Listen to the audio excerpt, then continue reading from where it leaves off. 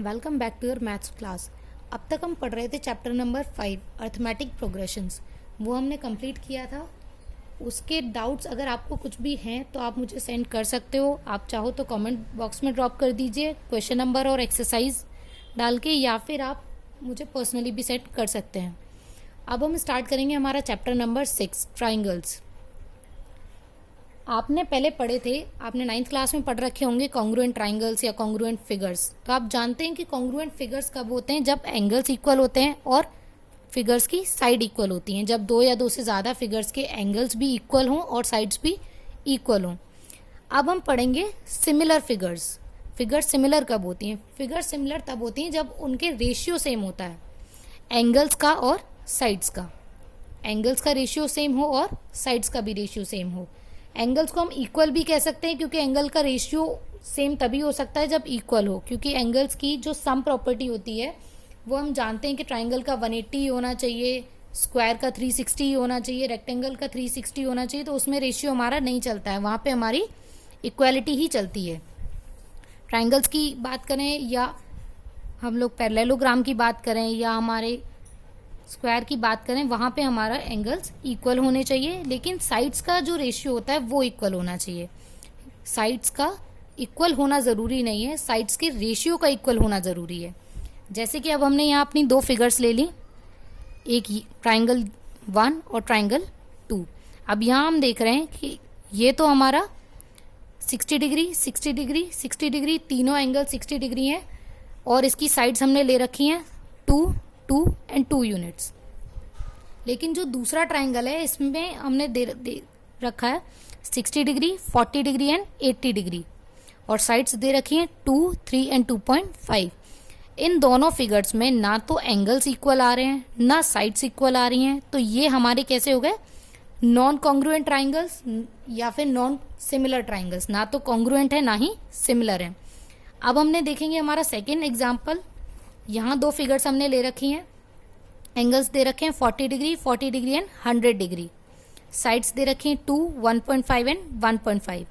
इसी तरह से यहाँ दे रखा है 40 डिग्री 100 डिग्री, 2 1.5 एंड 1.5।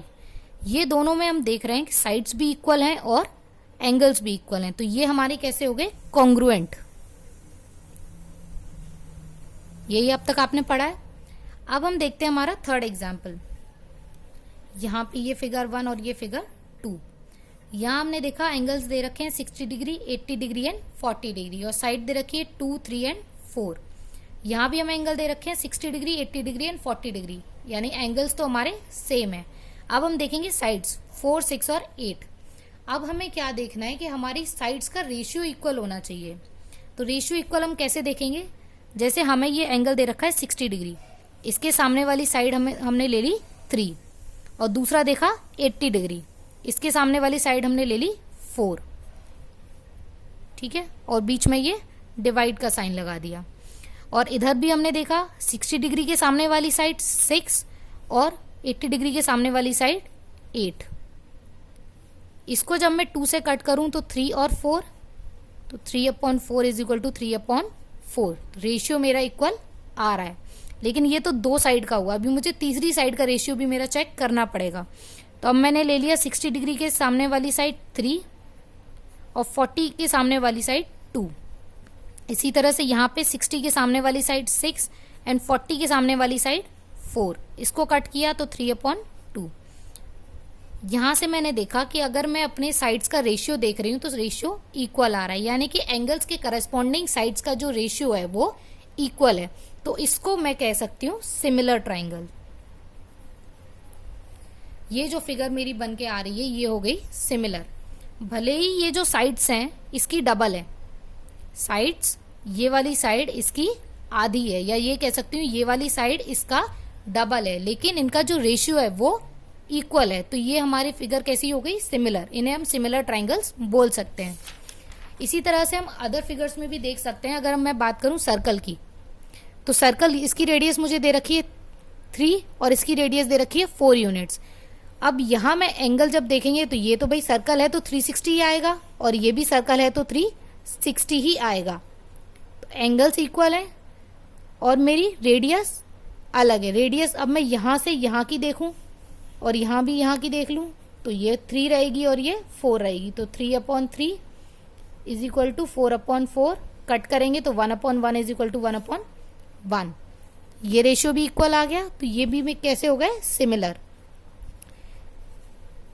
इसी तरह से अब मैं यहाँ स्क्वायर में देखूं तो 90 डिग्री के चारों एंगल्स हैं और चारों साइड 2 यूनिट्स की हैं, और यहाँ पे भी 90 डिग्री के चारों एंगल्स हैं और ये मेरी साइड जो है 3 यूनिट की है।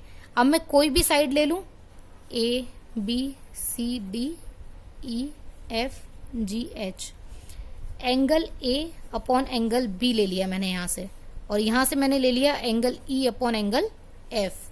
एंगल A के लिए मैं साइड ये वाली ले लूं 2 अपॉन एंगल B के लिए ये वाली ले ली 2। इसी तरह से एंगल E के लिए ये वाली ले ली 3 और एंगल F के लिए ये ले लिया 3। तो ये भी 1:1/1 आ गया, तो ये भी हमारे कैसे हो गए, सिमिलर। हमारा सीधा जो मतलब निकलता है वो ये है कि एंगल्स हमारे सेम होने चाहिए और साइड्स का रेशियो इक्वल होना चाहिए। इसी पे बेस्ड है हमारी एक्सरसाइज 6.1। तो आज हम लोग एक्सरसाइज हमें 6.1 करनी है, और अगर कोई प्रॉब्लम हो तो आप लोग अपने डाउट्स सेंड कर सकते हो।